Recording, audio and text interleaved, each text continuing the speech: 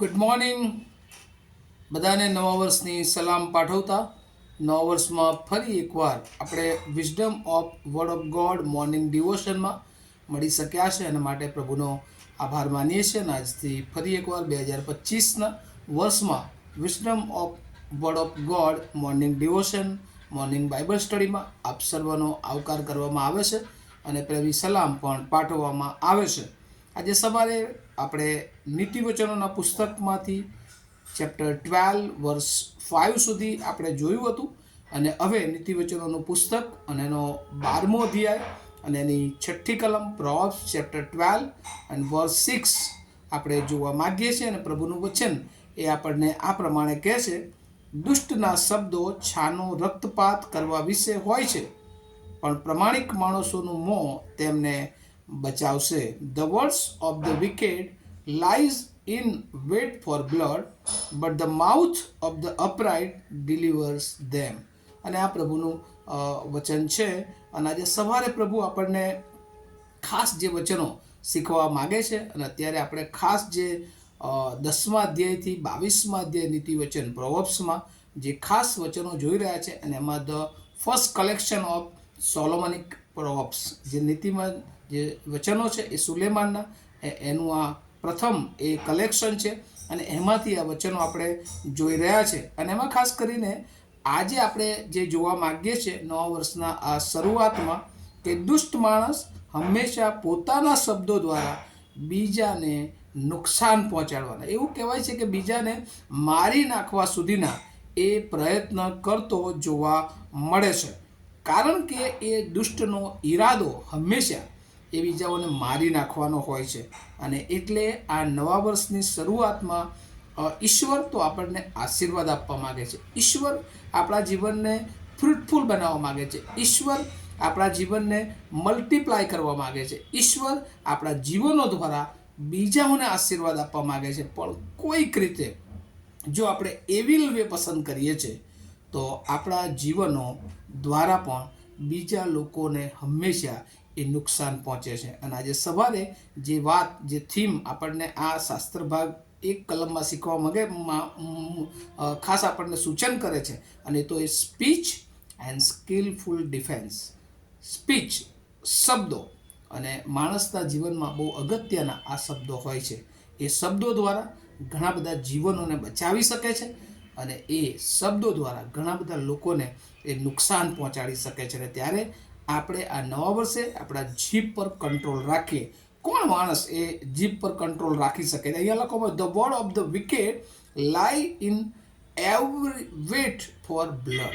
એ જે જૂઠના શબ્દો છે એ હંમેશા, એ દુષ્ટના શબ્દો છે એ હંમેશા લોકોને એ મોત તરફ લઈ જાય છે, એ લોકોને રક્તપાત તરફ લઈ જાય છે. પણ કહે છે કે but the mouth of upright, પણ જે પ્રમાણિકનું મોં છે એ ડિલિવર ધેમ, તેમને બચાવે છે, તેમને છોડાવે છે. કઈ રીતે આ પ્રમાણિક માણસ એ બચાવી શકે બીજાને? કારણ કે પ્રમાણિક અથવા ન્યાયી માણસની પાસે એ સ્કિલફુલ શબ્દો હોય છે. એને ઈશ્વરે એક ખાસ પ્રકારનું એ એના જીવનમાં શિસ્ત મૂકી હોય છે, ડિસિપ્લિન મૂકી હોય છે.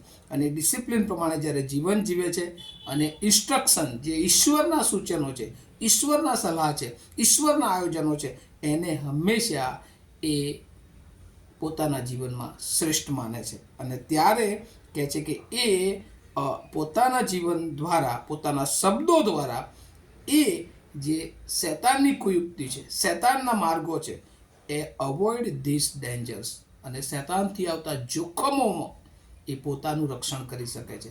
અને પોતાના જીવન દ્વારા એ ઘણા બધાનું રક્ષણ કરી શકે છે. Through discipline and instructions gain knowledge. કારણ કે એની પાસે જે દેવની સલાહ હોય છે, જે દેવનું જ્ઞાન હોય છે, જે દેવ આપેલી શિસ્ત પ્રમાણે જીવન જીવે છે, ત્યારે એ પોતે જ્ઞાની બને છે, નોલેજ પ્રાપ્ત કરે છે. અને એ વિઝડમ, એ નોલેજ દ્વારા તે પોતાનું તો રક્ષણ કરે છે પરંતુ એ બીજાઓનું રક્ષણ પણ કરી શકે છે. અને આજે આ નવા વર્ષમાં પ્રભુ આપણને આશીર્વાદ આપવા માગે છે. શૈતાન આપણને આશીર્વાદથી દૂર લઈ જવા માગે છે. આપણે નક્કી કરવાનું છે કે આપણે આ નવા વર્ષમાં શું વે ઓફ એવિલ પસંદ કર્યો છે કે વે ઓફ ગોડ અથવા વે ઓફ ગુડ સારો માર્ગ પસંદ કર્યો છે.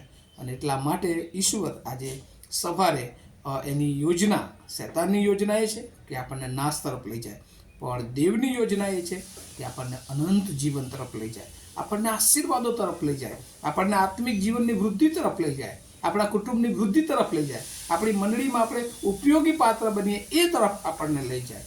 આપણે નક્કી કરવાનું છે. અને સવારે પ્રભુ આપણને આ નવા વર્ષના પ્રથમ એ મોર્નિંગ ડિવોશનમાં આપણને શીખવા માગે છે, આપણને સલાહ આપે છે, આપણે સૂચના આપે છે કે જો હજુ પણ આપણે એ ઈશ્વરને નથી ગમતા એવા માર્ગમાં છીએ, એ જો વ્યસનોનો માર્ગ હોય, એ વ્યભિચારનો માર્ગ હોય, એ અપ્રમાણિકતાનો માર્ગ હોય, એ જુઠ્ઠું બોલવાનો માર્ગ હોય, એ આ પૃથ્વી પર જુદી જુદી રીતે જે આપણે નથી પણ એવું મોહરું પહેરીને ચાલવાનો માર્ગ હોય, બીજાને છેતરવાનો માર્ગ હોય, કે જેમાં જો આપણે શૈતાન દ્વારા એ ફસાઈ ગયા છીએ એ કુયુક્તિઓમાં, તો આજે સવારે જ આપણે ત્યાંથી છૂટવાને માટે એકમાત્ર માર્ગ જે પ્રભુ ઈસુ ખ્રિસ્ત છે એને જીવન સોંપીએ અને નવા વર્ષને આપણે આત્મિક રીતે તાજગીસભર, આત્મિક રીતે ફ્રૂટફુલ બનાવીએ, કે જેથી કરીને આપણા જીવનને પ્રભુ આશીર્વાદ આપે અને આપણા જીવન દ્વારા ઘણા બધા લોકો આશીર્વાદિત થાય. આ વચનો સમજવાને માટે પ્રભુ એની બહુ જ કૃપા આપણે સર્વને આપે. આવો આપણે પ્રાર્થના કરીએ. અમારા જીવંત અને દયાળુ ઈશ્વર, અમે આજે સવારે શીખ્યા છે દુષ્ટનો માર્ગ એ હંમેશા એ નાશ તરફ લઈ જનાર છે, એ રક્તપાત તરફ લઈ જનાર છે, પણ પ્રમાણિકનો માર્ગ એ જીવનમાં લઈ જનાર છે, એ બચાવનારો માર્ગ છે. અને પ્રભુ તમે આ પૃથ્વી પર અમારા જીવનો બચી જાય એટલા માટે તમે આવ્યા, અમને ભરપૂર જીવન મળે એટલા માટે તમે આવ્યા. પણ ઘણી બધી વાર પ્રભુ એ જીવન અમે ન પ્રાપ્ત કરતા અમે શૈતાનના વાનાઓમાં, શૈતાનના શબ્દોમાં ફસાઈ ગયા. અને પ્રભુ અમારા જીવનને આશીર્વાદ વૃદ્ધિનું જીવન તમે બનાવવા માંગતા હતા, પણ પ્રભુ કોઈક રીતે અમે જુદા માર્ગો તરફ વળ્યા છે. એવું અમારા હૃદયમાં પ્રભુ જો આજે ફીલ થઈ રહ્યું છે, પ્રભુ આજથી એક નવી શરૂઆત કરવા, નવી કૃપા, નવું જ્ઞાન, નવું આશીર્વાદ તરફ આગળ વધવાને માટે અમને સર્વને, અને જેઓએ આ વચન સાંભળ્યું છે પ્રભુ તેઓને તમારી પાસે તમે લાવો.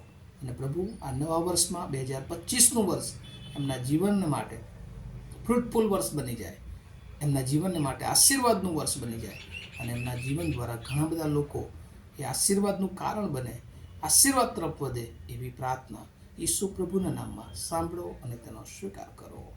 Amen. Have a nice day to all of you. Thank you.